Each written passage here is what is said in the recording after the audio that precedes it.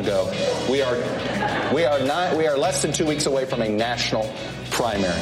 And I want to ask all of you this simple question. There's a very good chance none of you are going to have enough delegates to the Democratic National Convention to clinch this nomination. Okay? If that happens, I want all of your opinions on this. Should the person with the most delegates at the end of this primary season be the nominee, even if they are short of a majority? Senator Sanders, I'm going to let you go last here because I know your view on this. So instead, I will start with you, Mayor Bloomberg. Whatever the rules of the Democratic Party are, they should be followed. And if they have a process, which I believe they do, I'm trying to do so this that yes or no to make it fast. everybody can. So you want the convention to work its will? Yes. Senator Warren. But a convention working its will means that people have the delegates that are pledged to them, and they keep those delegates until you come to the convention. All of the people. All righty. Vice President Biden?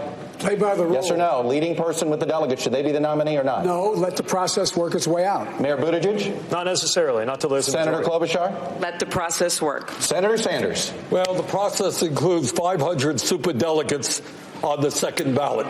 So I think that the will of the people should prevail. Yes. Thank you, guys. The most votes should become the nominee. 5 no's and a yes. Well. Based on that answer by the Democratic candidates at the week's debate, a fight at the convention is looking more likely if it's going to be brokered. Joining us now via Skype to share how likely he thinks that is Young Turks host and founder Cenk Uygur, great friend of the show, and great to see you, Cenk. Great to see you guys. Yeah. First of all, what did you make of that moment at the debate? I mean, first of all, it seems like a tacit admission from all of the candidates that Bernie Sanders is most likely to come in with at least a plurality of the delegates. But I was kind of surprised that Elizabeth Warren in particular, that she would take this, what I see as a fundamentally anti-democratic view. Yeah. So first of all, in a lot of ways, that question was fantastic for Bernie Sanders, because it clearly made him look like the front runner, and it made the other 5 look bitter and undemocratic. So I know Chuck Todd meant it to hurt Bernie Sanders, but it wound up helping him tremendously, if you ask me. But let's talk about something that's more important, which is the substance of their answers. So 5 out of 6 Democrats just told us the person with the most votes shouldn't necessarily be the nominee. These are the same Democrats who said, can you believe Hillary Clinton won more votes and is not the president? You want to talk about irony? You want to talk about hypocrisy? But I'll go one step further.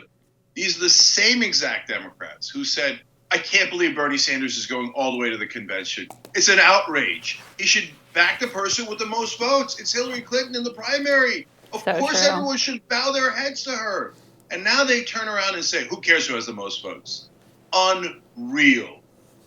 So, Cenk, what did you make? What I caught was Pete Buttigieg's answer, where he says, not necessarily, clearly positioning, like more brazenly than everybody else. Is like, oh, the process. He's just like, no, not necessarily. Let me be that consensus candidate. I mean, do you foresee an attempt at that actually happening? Crystal and I have even disagreed on this. I think they absolutely will try to screw Bernie at the convention if they do, if it goes to brokered.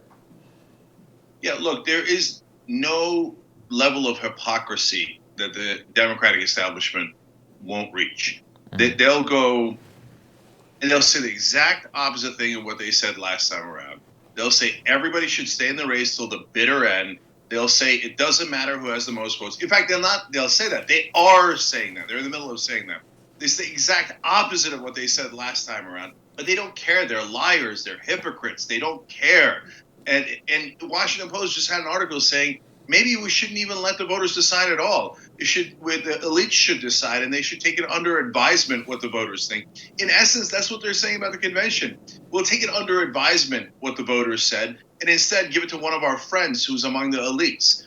And look, guys, if they want an absolute explosion, if they want to destroy the party, that would be the right route to go. And maybe they do, because at the end of the day, they have the same donors as Republicans. They are secret Republicans. They've acted like Republicans this whole time. So if you're a secret Republican like most of the establishment Democrats, this would be a wonderful way to destroy the party by saying, we don't care what the voters think. We're just going to pick our buddies instead.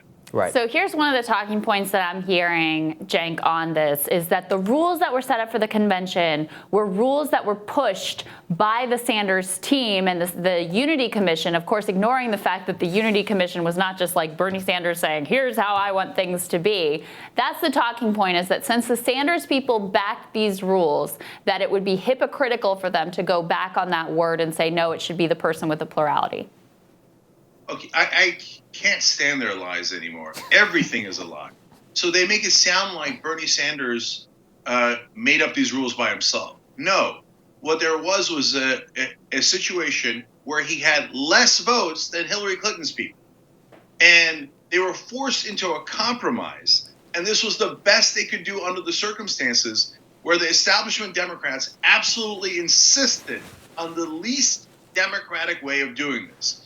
And Sanders pushed and pushed and pushed until he got it to be a little bit more democratic. And now they turn around and go, oh, no, it was your rules. It was your rules. You're the one who didn't want democracy. Liars. Let's just be clear. Absolute liars.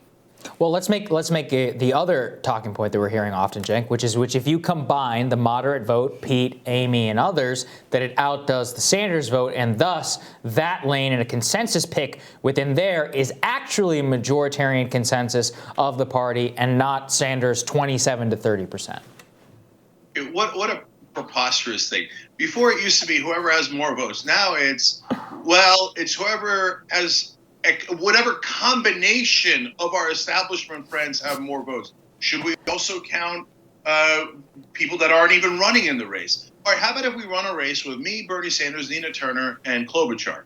And let's say Klobuchar gets the most votes, but me, Bernie, and Nina have more votes than her combined. Do you think the establishment would go, oh, well, to be fair, the progressives have more votes. Klobuchar loses. Right. You know they never do that. Okay, world's biggest liars, world's biggest hypocrites. It's called a democracy. The establishment should look into it. And if they don't believe in it, they should go live in Saudi Arabia. Yeah, they only believe in it when it's convenient for them or when it's a good talking point for them. How do you see this ultimately playing out, though? Because I have to say, after Bloomberg's utter collapse at the debate, it looks more and more likely to me that Bernie will be able to win a majority of the delegates outright. What do you think? How do you see this playing? Yeah, look, the only reason why we're having this conversation is because Democrats don't have winner-take-all in the states in their primaries. Otherwise, this whole talk of brokered conventions is so 1968. And, you know, I know Chris Matthews can't, and by the way, almost all the establishment can't let go of the 1968 to 1972. Did you know what happened with McGovern in 1972? Yeah, dude, do you know what has happened in the last 4 decades since then? So... Right. These brokered conventions are political fantasies of pundits. They haven't happened in forever and ever and ever. The only reason why I'm like in last time around, I said there's no way in the world it's going to happen. This time, it's less likely, but it's not likely to happen. But let me put it this way: it's more likely than last time. Yes. Why? Because if an establishment person is winning, there ain't going to be no brokered convention. If a progressive is winning, well, then you got to pull out all the stops. So they might try to force a brokered convention. But I'll tell you, this is how it'll play out if it goes in that direction. And overall, though, if you had me guessing or betting, I'd bet with Crystal. I think at the end of the day, he's going to win, and he's going to win fairly clearly. But if there was a brokered convention, that what would happen is the Democrats would try to steal the election, and they would try to ruin democracy. And then when we complained, they'd say, you see these loud voices on the internet, we have to shut them up. They won't let us steal democracy in peace. Yep. Right. That's exactly what will play out. Yeah. Cenk, thank you so much. Great to have you. Thank you, guys. Absolutely. We'll have more for you after this.